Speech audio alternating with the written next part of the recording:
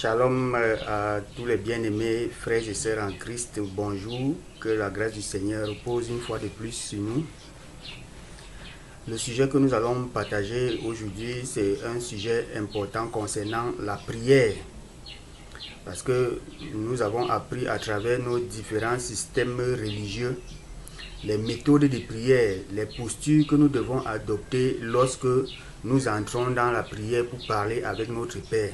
Mais il est important aujourd'hui qu'ensemble, nous essayons de voir, d'examiner comment est-ce qu'une prière doit être élevée à Dieu.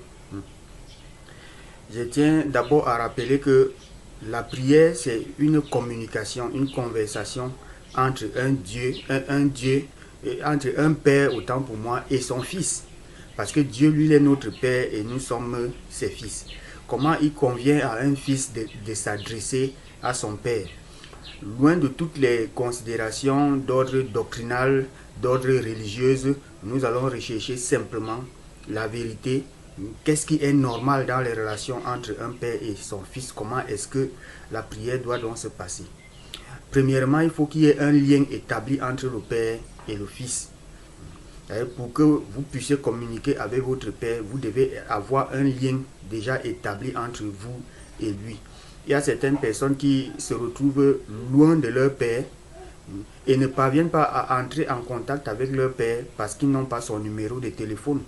Si vous êtes par exemple à Londres, votre fils, lui vit, peut-être il fait ses études en Afrique du Sud et il veut entrer en contact avec vous, il a l'obligation d'avoir votre numéro de téléphone ou alors votre adresse email ou n'importe quel moyen par lequel il peut vous joindre. Donc, la première condition pour entrer en communion avec Dieu, c'est qu'il y ait un lien établi entre Dieu et nous. Quand ce lien n'est pas établi, quelle que soit la posture que nous prenons, quelles que soient les révélations que nous avons sur la prière, tout cela ne sert à rien. Pourquoi? Parce que dans nos églises aujourd'hui, on enseigne beaucoup les hommes sur les postures qu'ils doivent adopter pour la prière. Comment ils doivent se tenir, quelles sont les formules qu'ils doivent prononcer, comment ils doivent parler à Dieu. Mais nous nous rendons toujours compte que Dieu semble toujours absent dans la vie des hommes. Pourquoi? Parce que ce qu'un père recherche, c'est d'être tout simplement en liaison avec son fils. Un père n'a rien à faire avec toutes les postures. Un père n'a pas besoin que son fils se tienne debout, ou bien que son fils soit assis, ou bien que son fils prononce une quelconque formule pour communiquer avec lui. Car l'amour du père ne tient pas compte de tous ces artifices qui sont extérieurs. Or, aujourd'hui, on a mis de côté le lien qui doit nous unir au Père pour mettre au devant des enfants les artifices, les postures, les techniques qu'ils doivent employer pour prier. Or, tout cela ne sert absolument à rien. C'est pourquoi donc nous allons méditer sur quelque chose d'important que Jésus-Christ a dit à ses disciples lorsqu'ils sont venus lui demander comment ils doivent prier. Ils ont dit à Jésus, enseigne-nous à prier comme Jean-Baptiste l'a fait avec ses disciples. Et Jésus-Christ leur dit donc dans le texte, dans le livre de Matthieu, le chapitre 6, Matthieu le chapitre 6 à partir du verset 9. Il dit, voici donc comment vous devez prier.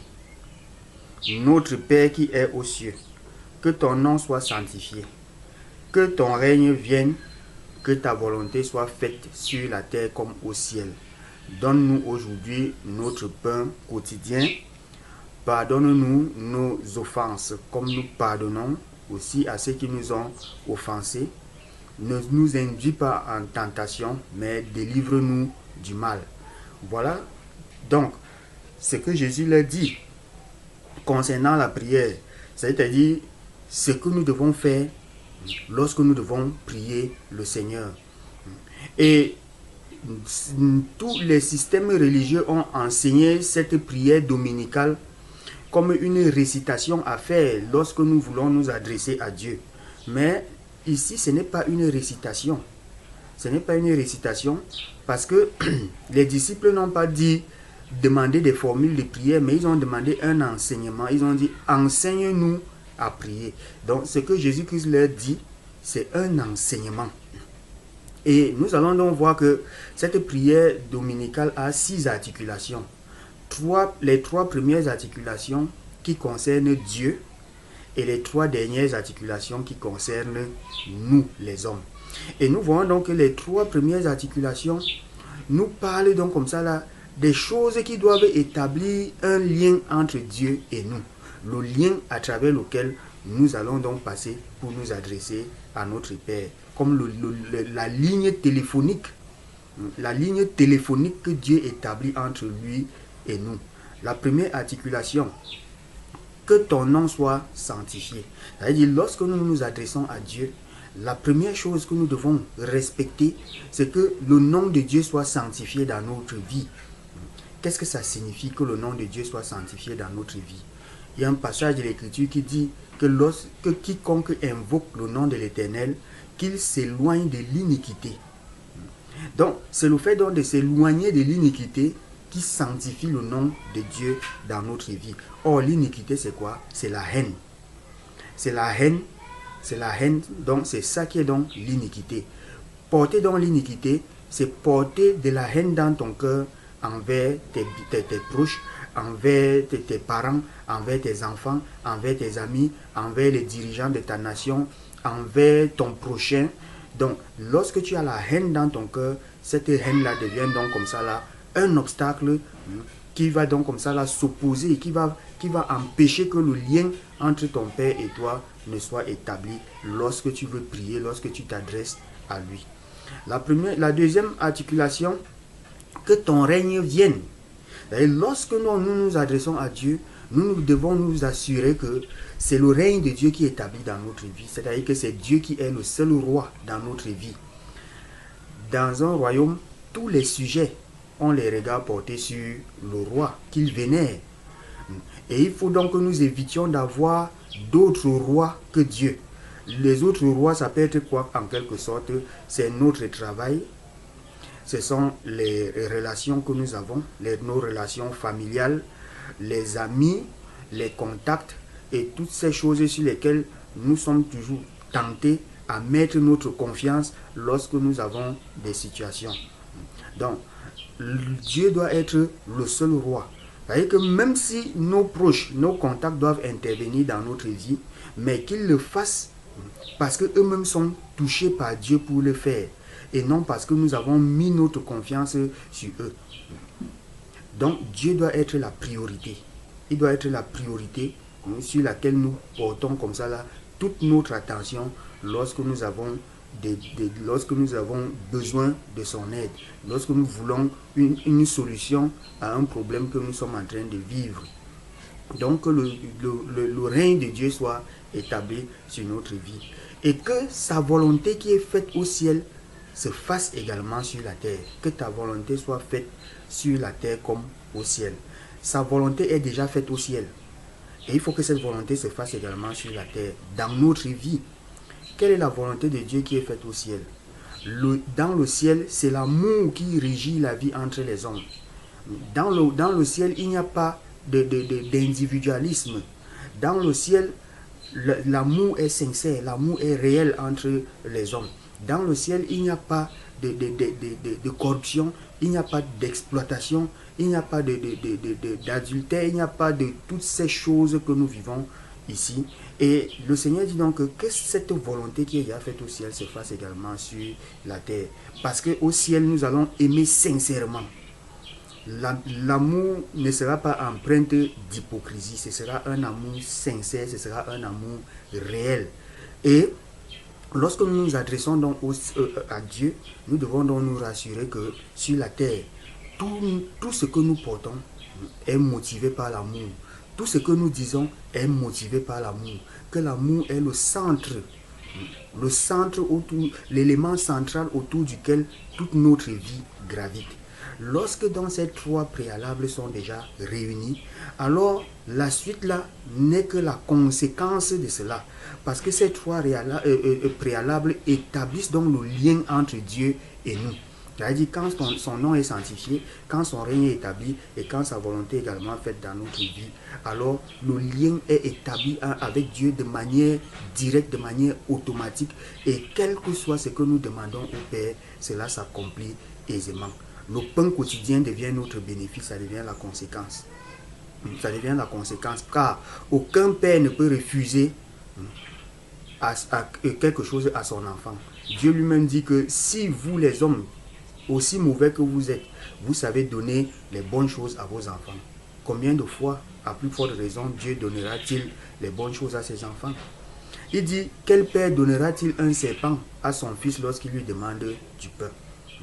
Mais si donc aujourd'hui les gens prient, ils demandent tellement de choses à Dieu et ils ne reçoivent pas, ce n'est pas parce qu'ils n'ont pas bien prié, ce n'est pas parce qu'ils n'ont pas bien formulé, ce n'est pas parce qu'ils ne sont pas tenus debout, ils ne se sont pas assis, ils n'ont pas fait toutes ces choses.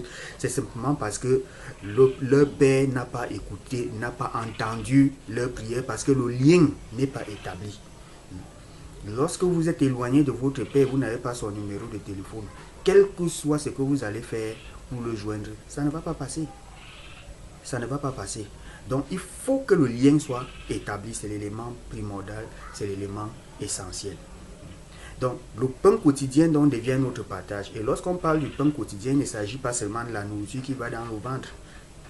Il s'agit également de tout le mobilier dont nous avons besoin pour vivre notre vie heureuse. Donc dans le pain quotidien, nous voyons la nourriture, nous voyons même le mariage, parce que le mariage fait également partie de ça. Nous voyons les enfants, nous voyons le travail, nous voyons tous les biens matériels qu'il nous faut. Et même également les biens spirituels. Nous voyons aussi la nourriture spirituelle qu'il nous faut. Nous voyons donc toutes ces choses qui sont utiles, qui sont importantes pour nous, qui vont donc nous permettre de mener une vie de paix, une existence heureuse. C'est ça dans le pain quotidien. Pardonne-nous nos offenses comme nous pardonnons aussi à ceux qui nous ont offensés. Le pardon de Dieu est automatique sur notre vie, car donc l'amour que nous manifestons couvre toute la multitude de nos péchés, au point où lorsque Dieu lui nous regarde, il ne voit rien de mal en nous, et par conséquent nous ne pouvons pas vivre dans la culpabilité, passer tout le temps à nous repentir de ce que nous avons mal fait, ceci, nous avons mal fait ceci, car Dieu devient complètement aveugle à tout cela. Ne nous induis pas en tentation, mais délivre-nous du mal. La délivrance du péché devient pour nous une chose automatique. Nous n'avons pas besoin de courir derrière les hommes de Dieu, courir derrière les apôtres, courir derrière les faiseurs de miracles, courir derrière toutes sortes de programmes de prière et tout cela. Nous n'en avons pas besoin. Pourquoi? Parce que Dieu veille sur nous comme un père veille sur ses enfants. Et il ne permet pas que quelque chose de mal arrive à son enfant. Les enfants dans la maison qui vivent avec leur père dans la maison. Par exemple, j'ai mon fils qui est ici à la maison avec moi. Quand il va se coucher le soir, il ne vient pas se tenir devant moi pour me dire, papa, je te prie de me protéger quand je serai couché. Examinons nous-mêmes, nous qui sommes à la maison avec nos enfants. Est-ce que nous avons besoin que notre enfant vienne nous demander la protection? Ou alors nous avons besoin que notre enfant vienne nous demander à manger? Ce sont des choses que nous leur donnons parce que c'est notre devoir de père de le faire. Nous n'attendons pas que notre fils vienne le demander. Et un fils qui connaît son statut de fils ne demande pas ces choses-là à son père. Lorsque vous vous levez le matin de chez vous, vous savez automatiquement que vous devez laisser de quoi manger chez vous. Lorsque vos enfants dorment, vous vous levez vous-même la nuit pour aller regarder comment ils dorment. Est-ce qu'ils sont bien couchés? Est-ce qu'ils dorment bien? Et tout cela. Vous ne le faites pas parce qu'il y a une prière qui s'adresse à vous et qui vous interpelle à le faire. Vous le faites parce que c'est votre devoir de père. Et lorsque donc un enfant demande quelque chose à son père, l'enfant s'appuie simplement sur la promesse de son père et non sur des artifices. Et non sur des artifices. Je prends un exemple que moi-même je vis avec mon fils. Mon fils est venu me demander une voiture un jouet pour s'amuser avec. Mais puisque nous sommes en pleine année scolaire et je constate que ce jouet-là, pour lui, va le perturber dans ses études, je lui dis, mon fils, je vais te donner le jouet que tu m'as demandé, mais attends que les congés de Noël arrivent, je vais t'acheter une très belle voiture. Alors le fils est resté tranquille. Lorsque les congés de Noël arrivent, le fils vient se tenir devant moi et dit, papa, tu avais dit que quand les congés de Noël vont arriver, tu vas m'acheter la voiture. Voici donc alors les congés de Noël. Et il s'arrête là. Et ainsi, sa prière est terminée. Il n'a pas eu besoin de protocole, il n'a pas eu besoin de tournure, il n'a pas eu besoin de toutes ces choses pour me faire part de sa requête. Il s'est appuyé sur la promesse que je lui ai faite, sur la parole qui est sortie de ma propre bouche. Et lorsque donc je suis mis devant moi-même ma parole, alors je n'ai rien d'autre à faire que d'exaucer, de faire ce que moi-même j'avais promis de faire. Et c'est la même chose que Dieu fait avec nous. La Bible dit que Dieu veille sur sa parole pour l'accomplir. Ça veut dire que Dieu a déclaré sa parole. Quel que soit le sujet de la vie, il y a une parole de Dieu concernant ce sujet-là et qui est solution à ce sujet. Et il appartient donc comme ça aux enfants de connaître quelle est la promesse que Dieu a faite sur leur vie en ce qui concerne le mariage, en ce qui concerne la santé, en ce qui concerne le travail, en ce qui concerne tous les différents secteurs de la vie. De telle sorte que lorsque nous sommes donc confrontés à ces situations-là, que nous allions simplement rappeler à notre Père la promesse qu'il avait faite concernant cette situation, sans avoir besoin de toutes ces techniques de prière, sans avoir besoin de toutes ces postures, car tout cela n'est que de la religion, il n'y a rien de spirituel là-dedans. Le spirituel est simple, le spirituel ne s'encombre pas d'une certaine liturgie, le spirituel ne s'encombre pas d'un certain nombre de lois. Le spirituel, c'est l'élan du cœur. C'est l'élan du cœur qui est donc le spirituel et c'est ce que Dieu recherche à travers nous. Donc, Dieu recherche simplement que ce lien soit établi entre lui et nous et que ce lien étant établi, que nous lui fassions simplement part de notre doléance. Que ce soit en parole ou alors même en pensée. Car il est écrit dans la Bible que Dieu accomplit au-delà de ce que nous demandons ou pensons. Donc, ça veut dire que même la prière, avant même d'être une parole, c'est d'abord un état d'esprit. Un état d'esprit dans lequel nous vivons. C'est que notre manière de vivre chaque jour, notre manière de penser, notre manière de raisonner par rapport à des situations, c'est déjà la prière. La prière, ce n'est pas seulement le fait d'ouvrir ta bouche pour dire à Dieu, je veux telle chose. Ta manière de penser à une chose peut déjà amener cette chose à toi ou alors éloigner cette chose de toi. Il arrive même des fois que nous obtenions des choses. Alors pourtant, nous n'avons jamais ouvert la bouche pour demander ces choses-là à Dieu. Mais le seul fait que nous avons pensé à ces choses-là, dans un cœur rempli d'amour, dans un cœur de paix, dans un cœur vraiment qui est dans de bonnes dispositions, nous voyons ces choses-là s'accomplir dans nos vies sans que nous ayons même eu besoin d'ouvrir la bouche pour demander. Alors, donc j'ai donc eu à cœur de partager sur ce sujet avec vous parce que depuis que j'ai quitté ces artifices religieux pour me porter vers une adoration véritablement spirituelle qui repose sur l'élan de cœur, je vois un très grand changement dans ma vie.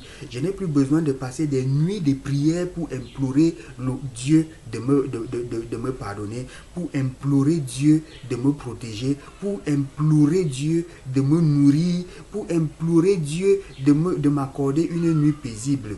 Ça, c'est de l'esclavage et je rends grâce à Dieu de ce qu'il m'a délivré de cet esclavage-là. Et par sa grâce également, j'aide également plusieurs frères avec qui m'accorde la grâce de causer, de les libérer également de cet esclavage. Et lorsque je les vois, je vois la joie qui rayonne sur leur visage, je vois comment ils sont totalement libres. ma maison et moi, nous sommes véritablement libres en ce qui concerne la prière. La prière n'est plus pour nous un fardeau. La prière est même devenue plutôt un délice, puisque nous le faisons avec les langues de cœur, sans plus tenir compte de tous ces artifices religieux. Bien aimé, c'est l'essentiel de ce que je voulais partager avec vous.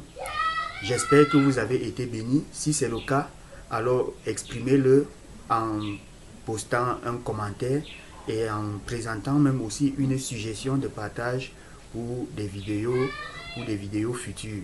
Sur ce, je vous quitte en disant restons attentifs à la 7e alerte. Gardons la 3x7 attitude. Shalom.